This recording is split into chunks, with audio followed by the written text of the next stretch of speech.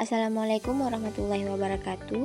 Perkenalkan, nama saya Nur Arisna. Di sini saya akan mereview makalah kelompok. Mari kita simak videonya. Jadi, makalah ini secara sistematis membahas proses perjuangan bangsa Indonesia dalam mencapai kemerdekaan serta makna semangat perjuangan bagi generasi muda. Secara umum, makalah sudah tersusun rapi dan mengikuti kaidah penulisan ilmiah yang baik, mulai dari pendahuluan, pembahasan, hingga penutup. Kelebihan yang terdapat pada makalah tersebut, yang pertama, struktur penulisan jelas dan sistematis. Yang kedua, isi materi relevan dan sesuai tema. Yang ketiga, penggunaan sumber referensi ilmiah didukung oleh sumber-sumber yang relevan dan kredibel seperti buku sejarah nasional dan karya para ahli. Yang keempat, ada nilai edukatif dan nasionalisme, di mana makalah tidak hanya menyajikan fakta sejarah tetapi juga menekankan nilai-nilai perjuangan dan nasionalisme yang penting untuk ditanamkan pada generasi muda. Adapun kekurangan yang terdapat pada makalah, yang pertama, masih terdapat kesalahan penulisan. Ditemukan beberapa kesalahan ejaan dan penulisan kata, seperti spasi yang kurang tepat dan kesalahan ketik, yang dapat mengurangi kerapian makalah. Yang kedua, analisis masih bersifat deskriptif. Dan yang ketiga, ketidaksesuaian judul di kata pengantar. Secara keseluruhan, makalah ini sudah cukup baik dan layak sebagai tugas akademik. Isi materi relevan, sumber rujukan jelas, dan tujuan penulisan tercapai. Dengan perbaikan pada aspek teknis penulisan dan pendalaman analisis, kualitas makalah ini dapat menjadi lebih baik lagi. Makalah selanjutnya mengenai ekonomi koperasi di Indonesia dan sistem ekonomi global.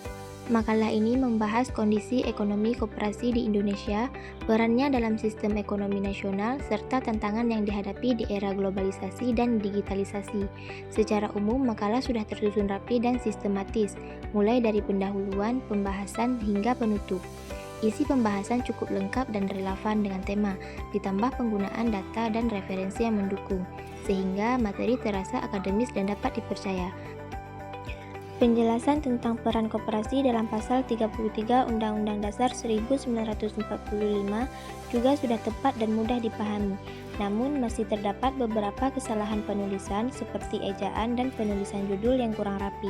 Selain itu, pembahasan cenderung deskriptif sehingga akan lebih menarik jika ditambahkan sedikit analisis atau contoh kasus nyata koperasi di Indonesia. Secara keseluruhan, makalah ini sudah baik dan layak sebagai tugas perkuliahan. Dengan perbaikan pada teknis penulisan dan pendalaman analisis, kualitas makalah ini bisa menjadi lebih maksimal.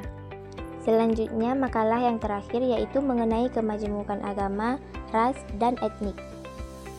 Makalah ini membahas kemajemukan agama, ras, dan etnik di Indonesia serta pentingnya sikap toleransi dalam kehidupan masyarakat.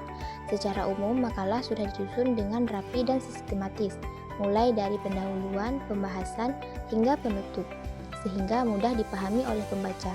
Isi pembahasan cukup jelas dan relevan dengan tema, terutama dalam menjelaskan bentuk-bentuk kemajemukan serta tantangan yang dihadapi masyarakat Indonesia.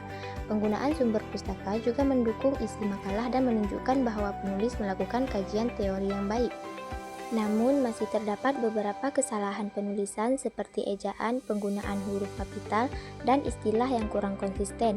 Selain itu, pembahasan masih cenderung deskriptif dan akan lebih menarik jika ditambah contoh kasus nyata yang terjadi di masyarakat. Secara keseluruhan, makalah ini sudah cukup baik dan layak sebagai tugas perkuliahan. Dengan perbaikan pada aspek kebahasaan dan pendalaman contoh, kualitas makalah ini dapat menjadi lebih maksimal. Sekian video review dari saya. Mohon maaf apabila ada kekurangan atau kesalahan kata. Saya akhiri dengan Assalamualaikum warahmatullahi wabarakatuh.